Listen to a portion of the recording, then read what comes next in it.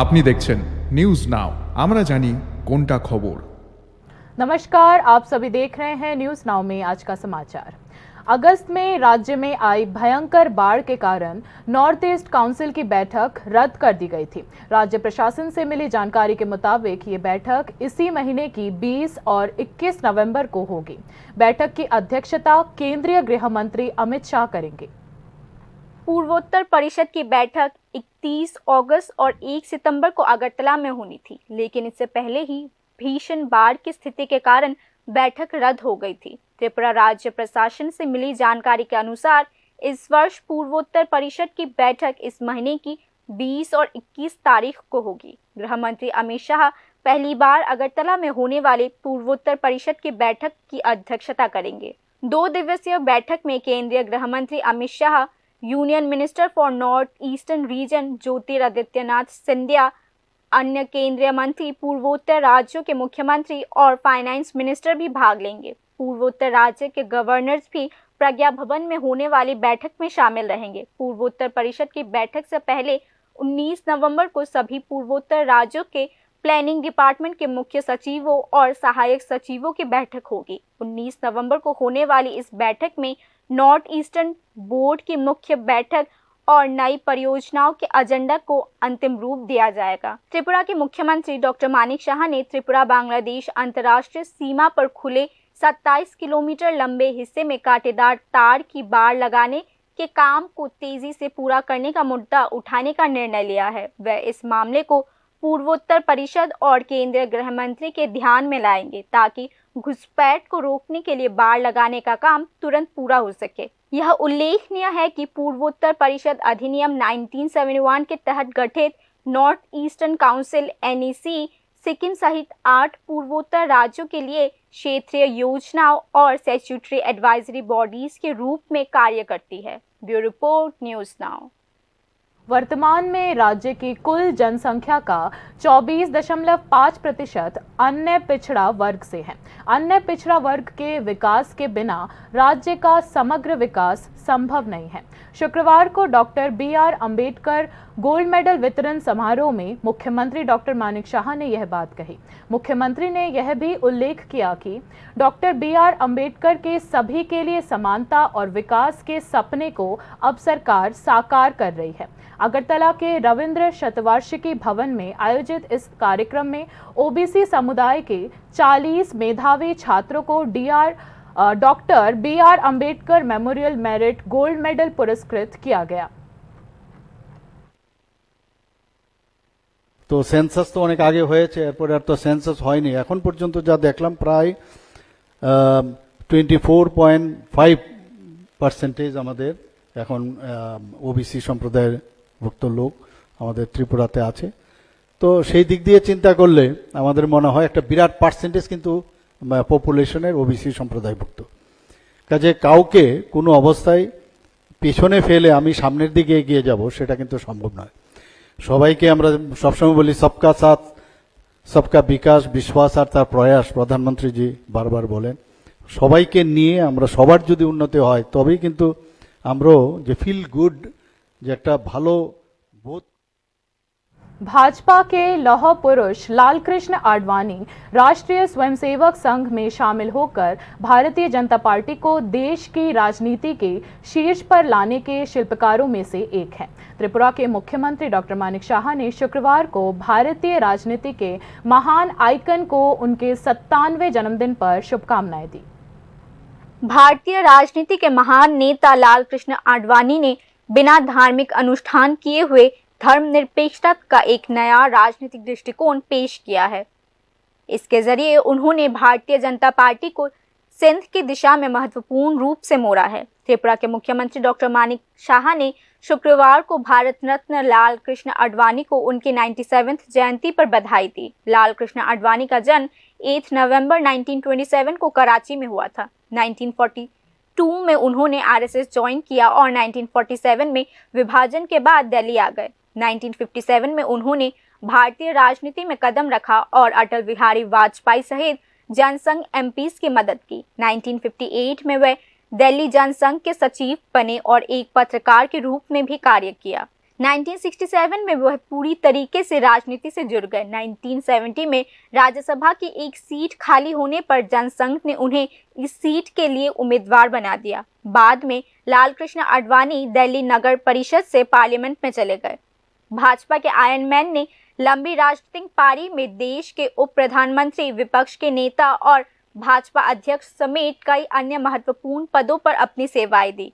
जनता party की सरकार के पतन के बाद आडवाणी ने वाजपेयी के साथ मिलकर भाजपा को आरएसएस की राजनीतिक शाखा के रूप में स्थापित करने में भी मदद की। 1986 में जब वाजपेयी उनके उम्मीदवार बने तो राम मंदिर पर सुर और चौड़ा हो गया। जून 1989 में पालमपुर सेशन में भाजपा ने आडवाणी के नेतृत्व में राम मंदिर की मांग पर औपचारिक रूप से समर्थन किया। सिंह ने 7 अगस्त 1990 को अन्य पिछड़े वर्ग के आरक्षण के लिए मंडल कमीशन की सिफारिशों को लागू करने की घोषणा की, जिससे हिंदुओं की एकता पर खतरा बन गया। यह प्रचार करते हुए कि लाल कृष्ण आडवाणी ने राम जन्मभूमि आंदोलन में निर्माण का स्थान पाया है। इसके तुरंत बाद 26 अगस्त 1990 को आरएसएस ने अयोध्या में राम मंदिर के उद्घाटन के लिए एक बैठक बुलाई। कुछ ही हफ्ते में लाल कृष्ण आडवाणी ने सोमनाथ से अयोध्या तक रथ यात्रा निकालने की घोषणा कर दी। रथ यात्रा 25 दिसंबर 1990 को शुरू हुई, जिसमें नरेंद्र मोदी ने गुजरात में उनकी मदद की।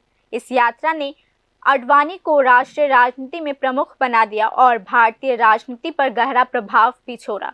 उस समय भाजपा ने तय किया कि अगर आडवाणी को गिरफ्तार किया गया तो वह वीपी सिंह गवर्नमेंट से अपना समर्थन वापस ले लेंगे। हालांकि बिहार के तत्कालीन मुख्यमंत्री लालू प्रसाद की सरकार ने 22 अक्टूबर 1990 की रात को आडवाणी को गिरफ्तार कर लिया और उन्हें वर्तमान झारखंड के दुमका स्थित एक गेस्ट हाउस में ले गई। बीजेपी ने वीपी सिंह गवर्नमेंट से समर्थन वापस ले लिया। रथ यात्रा के बाद आडवाणी ने अयोध्या में कार सर्विस की, जिससे 6 दिसंबर 1992 को बाबरी मस्जिद के डेमोलिशन का रास्ता खुल गया। राजनीतिक जानकारों के अनुसार 1984 में भाजपा की सत्ता में वापसी से लेकर 15 साल तक पार्टी की सफलता में आडवाणी की महत्वपूर्ण भूमिका थी। वाजपेयी सरकार में डेप्यूटी प्राइम मिनिस्टर रहने के बावजूद 2004 के चुनाव के हार के बाद भी उन्होंने भाजपा अध्यक्ष के रूप में पार्टी का नेतृत्व किया। 1991 में कश्मीर में आतंकवादियों की गिरफ्तारी के बाद हवाला ब्रोकर्स पर एक छापेमारी की गई, जिसमें आडवाणी सहित राष्ट्रीय नेताओं को बड़ी पैमाने पर भुगतान की एक श्रृंखला का खुलासा किया गया। हालांकि बाद में सुप्रीम कोर्ट ने सबूतों के अभाव में मामले का निपटारा कर दिया। दिग्गज राजनेता ने 2005 में अपनी पाकिस्तान यात्रा के दौरान मोहम्मद अली जिन्ना को एक धर्मनिरपेक्ष नेता घोषित करके पार्टी और संघ दोनों को चौंका दिया था। हालांकि उनकी वापसी के बाद उन्हें भाजपा अध्यक्ष पद से इस्तीफा देने के लिए मजबूर होना पड़ा। 2014 के लोकसभा चुनाव के लिए नरेंद्र मोदी को बीजेपी कैंपेन कमेटी के अध्यक्ष के रूप में अभिषेक करने के बाद लाल कृष्ण आडवाणी ने पार्टी के सभी पदों से इस्तीफा दे दिया। फरवरी 2024 में लाल कृष्ण आडवाणी को देश के सर्वोच्च नागरिक पुरस्कार भारत रत्न से सम्मानित किया गया। Bureau report, news now.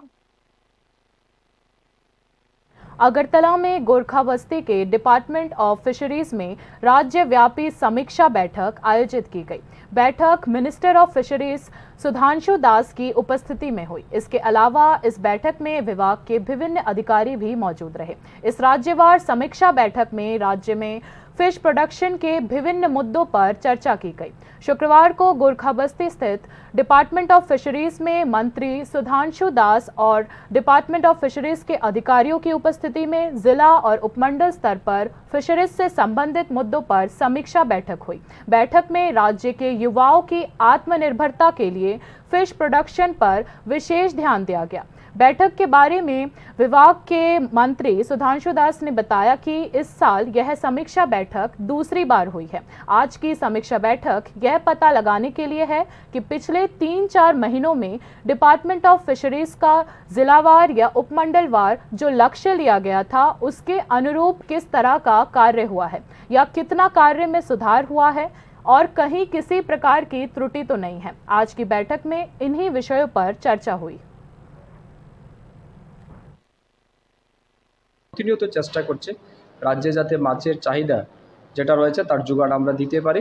যদিও অনেকটাই টাফ আমাদের জন্য এবং এই বছর আমাদের অনেকটাই কষ্ট পেতে হবে, কারণ প্রচুর মাছ এই বন্যার জলে ভেসে গেছে, যেটা আমাদের রাজ্যের মানে অভূতপূর্ব ক্ষতি হয়েছে আমি মনে করি।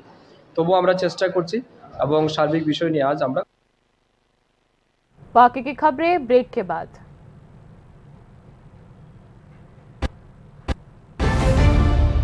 আপনি দেখছেন নিউজ নাও, আমরা জানি কোনটা খবর।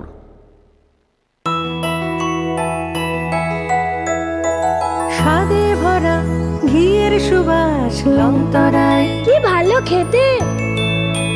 শুদ্ধ ঘিয়ের আবেশ ভরা লংতরায়, অপূর্ব সুগন্ধ, পুষ্টি ভরা ঘিয়ের খাবার, কাওয়া ঘি প্রিয় সবার লংতরায়। একেই বলে বিশুদ্ধ ঘি। বিশুদ্ধ ঘি নাম মনে রেখো লংতরায়। লংতরাই ঘি রোজ খাবারে তোমাকে চাই। Longtharai Longtharai Longtharai. Step into the realm of Assam Downtown University, where we encourage success, experience the pinnacle of academic excellence, and live your best days. আপনি দেখছেন নিউজ নাও, আমরা জানি কোনটা খবর। आगे की खबरें कुछ इस प्रकार हैं। सोनामुड़ा पुलिस ने 1 महीने बाद जाकर अपहृत नाबालिग लड़की को बचाया। लड़की के परिवार ने पुलिस इंस्पेक्टर अर्पणा देवनाथ पर लापरवाही और रिश्वतखोरी का आरोप लगाया है। परिवार का कहना है कि उन्हें अपनी बेटी को बचाने के लिए मजबूरन मुख्यमंत्री से मदद मांगनी पड़ी है, तभी जाकर पुलिस ने लड़की को सुरक्षित बचाकर परिवार को सौंप दिया है। घटना की जानकारी के मुताबिक 10 अक्टूबर को सोनामुड़ा के अब्दुल हालिम की बेटी का अपहरण कर लिया गया था, जिसके बाद परिजनों ने सोनामुड़ा थाने में 3 लोगों के खिलाफ मामला दर्ज करवाया। हालांकि थाने की कार्यवाहक ओसी इंस्पेक्टर अर्पणा देवनाथ ने पहले मामला दर्ज करने से इनकार कर दिया और 1 महीने तक किसी प्रकार की कार्रवाई नहीं की। अंततः मुख्यमंत्री के दबाव और सिपाहीजला जिले के एसपी के निर्देश पर इंस्पेक्टर अर्पणा देवनाथ ने आरोपी को गिरफ्तार किए बगैर ही सिर्फ नाबालिग को बचाया और परिजनों को सौंप दिया। नाबालिग लड़की के माता पिता का आरोप यही है कि इंस्पेक्टर अर्पणा देवनाथ ने पिछले 1 महीने से लड़की को बचाने के बजाय तरह तरह के बहानेबाजी की है। नाबालिग के बचाव के बारे में पूछने पर भी उन्होंने पत्रकारों के साथ दुर्व्यवहार किया है। नाबालिग बेटी को छुड़ाने में इंस्पेक्टर अर्पणा देवनाथ ने किस तरह की लापरवाही की है, आइए सुनते हैं क्या कहते हैं नाबालिग बच्ची के माता पिता। আসামি হাজির হোক, আসামিরও বিচার হোক, যারা গাফিলতি করছে তারও বিচার হোক। কার গাফিলতি আছিল বলে মনে হয়? আমার তো মনে হয় ম্যাডামের গাফিলতি আছে। মানে এই গাফিলতি ম্যাডামের গাফিলতি আজকে 1 মাস হয়ে গেছে, মাইয়ের আমরা উদ্ধার করতে পারি না। আসামিও দৌড়ে দিচ্ছে না, আসামি দৌড়ে দিচ্ছে, আসামি দৌড়ে দিলে তারা ছাড়ি দেয়। তারার গাফিলতি আজকে আমার মাইয়ে 1 মাস ধরিয়ে নিখোঁজের মতো আসছিল। महिला कमीशन चुप्पी साधे हुए हैं, गहरी नींद में सो रही है। महिलाओं के खिलाफ अपराध को नियंत्रित करने में कमीशन की कोई भूमिका नहीं है। इसी आरोप को लेकर महिला कांग्रेस ने गुरुवार को राज्य महिला कमीशन के दफ्तर के समक्ष विरोध प्रदर्शन किया। महिला कमीशन को महिलाओं के मुद्दों पर सचेत करने के लिए महिला कांग्रेस ने चेहरे पर काली पट्टी बांधकर विरोध प्रदर्शन किया। महिला कांग्रेस नेतृत्व ने आरोप लगाया कि राज्य में हर दिन कहीं ना कहीं महिलाएं और बच्चे शोषण का शिकार हो रहे हैं। हालांकि महिला आयोग बाल शोषण, बलात्कार, पतोहों की हत्या, महिलाओं के खिलाफ अपराधों में मूक दर्शन मात्र भूमिका निभा रही है। আমাদের কর্মসূচি হলো যে আপনারা জানেন যে আপনাদের মাধ্যমে আমরা জানি যে বিভিন্ন জায়গায় মহিলারা নির্যাতিত হচ্ছে, ধর্ষণ হচ্ছে, ওদেরকে বিবস্ত্র করে ধর্ষণ করা হচ্ছে। তো আমরা আজকে এই প্রতিবাদে আমরা মহিলা কমিশনের সামনে একটা বিক্ষোভ করব, কারণ মহিলা কমিশন নিস্তব্ধ ঘুমাচ্ছেন। উনি চতুর্দিকে যেরকম ঘটনা হচ্ছে উনি কিছুই এই সম্বন্ধে কিছু বার্তা আমাদেরকে দিচ্ছেন না, মহিলাদের সুরক্ষাও দিতে পারছেন না, ওনাকে আমাদের জাগাতে। जहां बांग्लादेश में खासकर हिंदू अल्पसंख्यक समुदाय पर अत्याचार हो रहे हैं, वहीं त्रिपुरा में अल्पसंख्यक वर्ग खासकर मुस्लिम समुदाय के लोग सबसे ज्यादा सुरक्षित है। उनका विकास भी तीव्र गति से हो रहा है और इस मामले में राज्य के मुख्यमंत्री डॉक्टर मानिक शाह की विशेष भूमिका है। सोनामुड़ा नगर पंचायत के उपाध्यक्ष शाहजहान मिया ने शुक्रवार को न्यूज नाउ से बातचीत के दौरान ये बात कही। बांग्लादेश में राजनीतिक परिवर्तन के तुरंत बाद लोगों पर हमले किए जा रहे हैं, खासकर हिंदू अल्पसंख्यक वर्गों पर। स्थिति एक ऐसे बिंदु पर पहुंच गई है जहां वर्तमान अमेरिकी राष्ट्रपति डोनाल्ड ट्रंप को इस मुद्दे पर अपना मुंह खोलना पड़ा। हालांकि बांग्लादेश के निकटतम पड़ोसी त्रिपुरा में स्थिति बिल्कुल विपरीत है।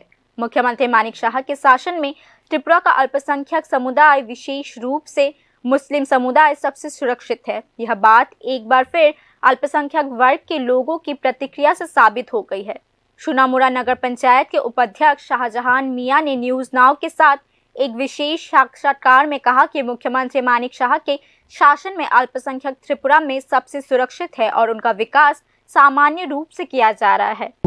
তারা হচ্ছে সনাতন ধর্মের লোক, আর আমাদের ভারতবর্ষের সংখ্যালঘু হচ্ছে মুসলিমরা। তো বিশেষ করে আমি ত্রিপুরার ব্যাপারটাই বলতে চাই আপনাদের মাধ্যমে।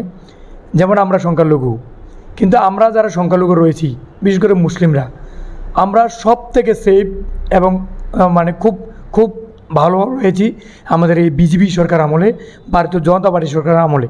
কেন আপনাকে বলছি সেটা আপনারা জানেন। আমি একজন সংখ্যালঘু, আমি একজন মুসলিম ছেলে। আপনারা জানেন মুসলিম ছেলে হওয়ার পরেও যেটা বিভিন্ন মাধ্যমে আমরা দেখি বা যেটা বিরোধীরা সবসময় কথা বলে যে বিজেপির আমলে সংখ্যালঘুরা বঞ্চিত, একদম না, সেটা মিথ্যা কথা।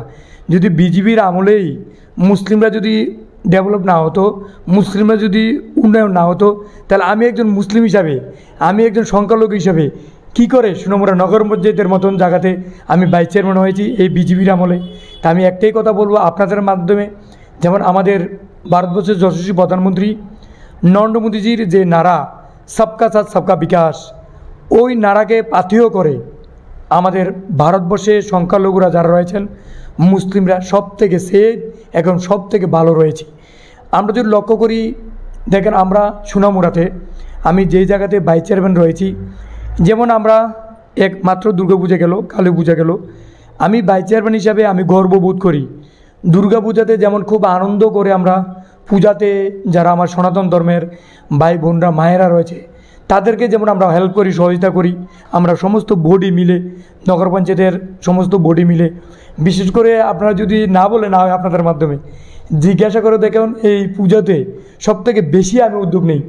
আমি একজন সংখ্যালঘু ছেলে হিসাবেও সেম আমাদের যখন মুসলিমরা রয়েছি, আমাদের ঈদের সময়ে, আমাদের নামাজের সময়ে, আমাদের বিভিন্ন মুসলিমদের যেমন এখন ওয়াজের সময় চলছে, ওয়াজ মাহফিলের সময়, সমস্ত ব্যাপারে আমাদের যেহেতু আপনাদের জানেন আমাদের রাজ্যের যিনি মুখ্যমন্ত্রী রয়েছেন, খুব জনপ্রিয় মুখ্যমন্ত্রী প্রফেসর ডক্টর মানিক শাহজি, উনার নেতৃত্বে যেভাবে ত্রিপুরাতে একটার পর একটা যুগান্তকারী সিদ্ধান্ত উনি নিচ্ছেন, ডেভেলপমূলক উন্নয়নমূলক কাজ উনি হাতে নিচ্ছেন, তারই পরিপ্রেক্ষিতে আমরা সোনামুড়া।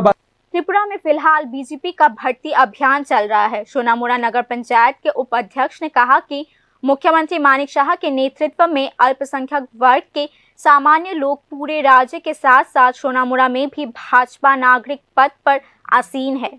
দেশব্যাপী যে আমাদের সদস্যতা পদ অভিযান যে প্রোগ্রাম ছিল, ওই প্রোগ্রামও আমরা দেখেছি উৎসবের মেজাজে সংখ্যালঘুর অংশের লোক সব থেকে বেশি হারে ওই বিজেপি করার জন্য, ভারতীয় জনতা পার্টির সদস্যপদ হওয়ার জন্য এগিয়ে আসছে।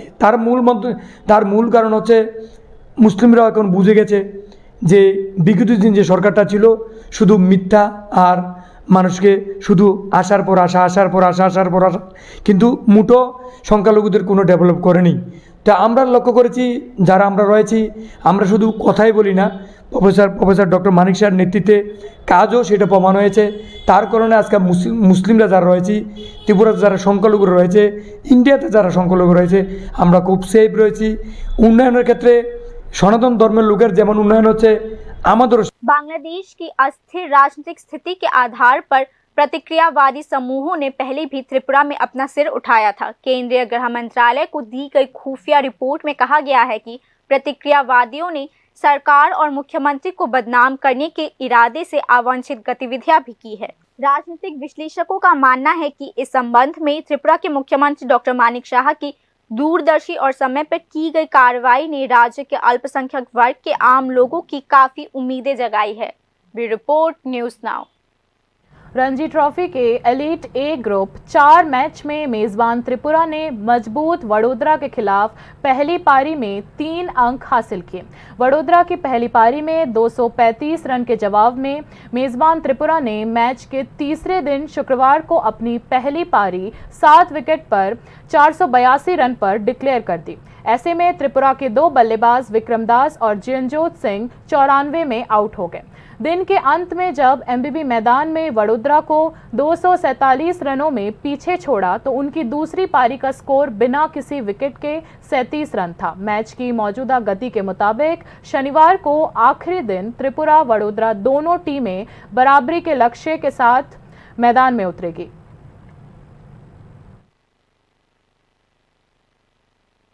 बाकी न्यूज अपडेट्स के लिए देखते रहिए न्यूज़ नाउ। शुभ रात्रि।